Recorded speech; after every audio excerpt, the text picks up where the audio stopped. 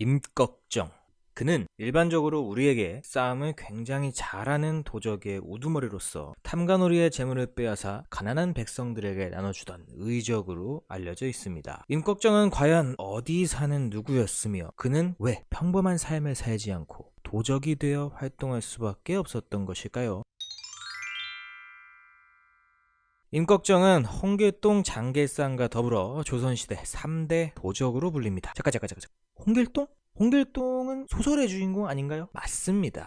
홍길동은 소설의 주인공입니다. 그런데 실존 인물이기도 하답니다. 저도 이번에 처음 알았어요. 연산군 때 활동하던 실제 도적으로 기록이 되어 있다고 하네요. 아마도 소설 홍길동은 그 홍길동을 모티브로 만들어진 게 아닌가 싶습니다. 자, 다시 임꺽정 이야기로 돌아오면 임꺽정의 고향은 경기도 양주인데 황해도 지역에 터를 잡고 살았다고 합니다. 도적 활동도 황해도를 근거지로 하여 시작을 했죠. 기록에만 의존을 한다면 임꺽정은 의적이 아닙니다. 의적이라고 하면 탐관오리의 재물을 빼앗아서 가난한 백성들에게 나눠주는 행위를 하는 도적이어야 되는데 조선시대 어떤 기록에도 임꺽정의 이러한 행위는 나와 있지가 않다고 하네요. 그럼 임꺽정은 의적이 아닌 거냐? 이에 대한 이야기는 그 후반부에 가서 하도록 하고 지금은 임꺽정이라는 인물에 대해서 계속 알아보도록 하겠습니다.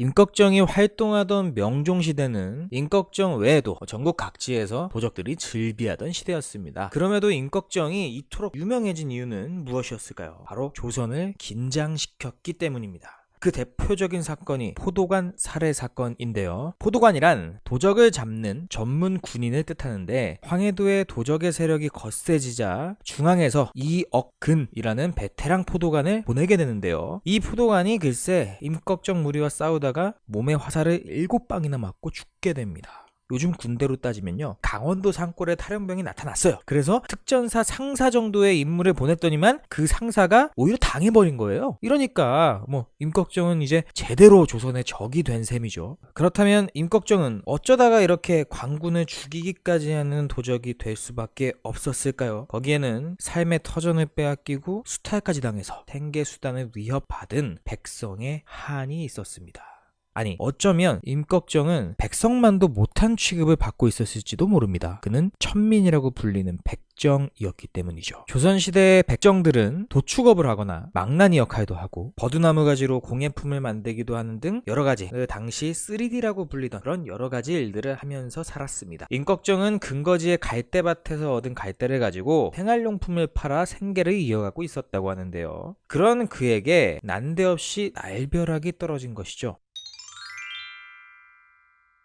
결론부터 얘기를 하면 원래는 땅의 주인이 없어서 무료로 사용하던 갈대밭에 갑자기 주인이랍시고 양반들이 나타난 거예요. 그래서 갈대를 사서 쓰라고 하는 상황이 벌어진 겁니다. 이게 어떻게 가능하냐? 조선의 법에 허점이 있었기 때문인데요. 조선시대 경국대전에 따르면 개간장려책이라고 해서 오랜 기간 농사를 짓지 않아서 거칠어진 밭을 자신이 개간을 하겠다라고 나라에 신고를 하면 그 소유권을 인정을 해주고 개간을 하도록 하는 법이 있었습니다. 임꺽정의 갈대밭도 그렇게 누군가에게 땅이 넘어가게 된 거예요. 안 그래도 입에 겨우 풀칠을 하면서 살고 있었는데 갈대를 사서 쓰라고 하니까 이게 얼마나 화가 나겠습니까? 거기다가 이들이 대부분 개간을 한다고 땅의 소유권을 얻고 나서 개간은 안 하고 이런 식으로 소유권만 얻는 식으로 불법을 저질렀다고 합니다. 하지만 조선이 그리 만만한 나라는 아니죠. 이렇게 불법으로 땅의 소유권을 얻는 자들이 늘어나서 조정에서 그 사실을 알고 다시 소유권을 빼앗아서 백성들이 자유롭게 갈대를 사용할 수 있도록 조정을 해줍니다.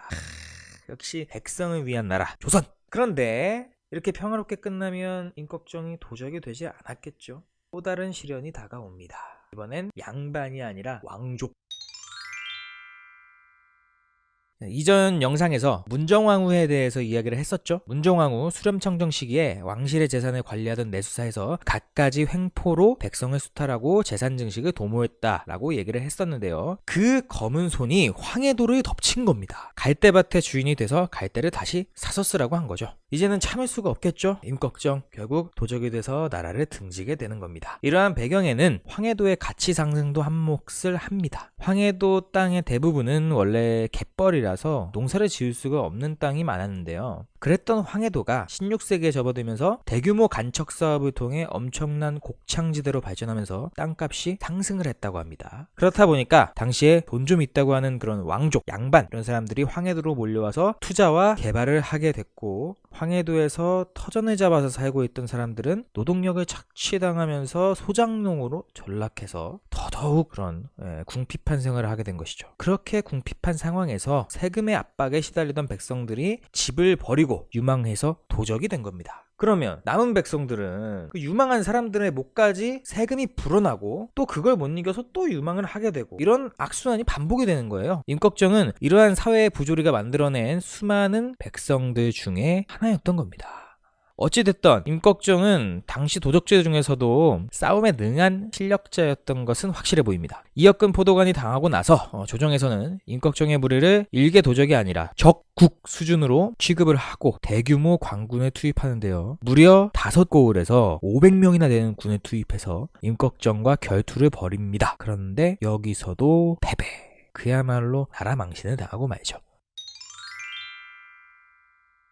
이쯤 되면 임꺽정의 최후가 궁금하시죠? 그런데 아쉽게도 임꺽정의 최후에 대한 기록은 그동안의 활약에 비해 굉장히 미약합니다. 그저 임꺽정을 잡아서 14일 만에 처형했다라고 하는 단순한 기록밖에 남아있지 않는데요. 당시 조선을 떨게 하면서 적국으로까지 취급을 했던 임꺽정인데 그에 비해서 처형에 대한 기록은 너무 간단한 것이 좀 이상하기도 합니다.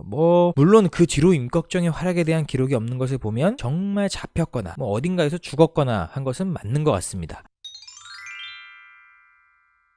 임꺽정은 도적입니다. 나라의 반기를 들고 맞서 싸우면서 군인을 죽인 범죄자이기도 합니다. 하지만 그 내면에는 그를 도적으로 내몬 당시의 사회의 부조리가 있었습니다. 그에게 먹고 살 수 있는 최소한의 생활만 보장이 됐더라면 과연 도적이 됐을까요? 명종시대는 조선시대 500년 역사에서 백성의 삶이 피폐했던 대표적인 시기죠. 100년 전 연산군의 폭정으로 시작이 돼서 문정왕후의 독재 횡포까지 100년을 이어온 왕실의 잘못된 행동이 결국에 백성의 분노로 이어졌고, 그 안에서 임꺽정이라는 인물까지 나오게 된 겁니다. 임꺽정은요, 단순히 도적 한 명을 지칭하는 그런 이름이 아닙니다. 그 당시 있었던 수많은 도적들을 대표하는 이름이죠. 그렇기에 그의 행동들은 수많은 백성들의 울부짖음이라고도 할 수가 있고, 그들이 행하고 싶었던 반항이기도 합니다. 비록 기록상에는 의적의 모습이 없었다고 하지만 임꺽정의 행동들은 백성을 대변하는 행위인 게 분명하고요. 그에 대한 백성들의 동조도 있었을 거라고 보입니다. 그렇다면 충분히 의적이라고 할 만하지 않았을까요? 조선은 그를 도적이라고 기록을 했으나 제 마음속에 임꺽정만큼은 의적으로 기록해야겠습니다. 자, 오늘 임꺽정에 대한 얘기 흥미롭게 잘 들어주셨나요? 그러면 구독 버튼 잊지 마시고 다음 영상에서 우리는 또 만나도록 하겠습니다. 감사합니다.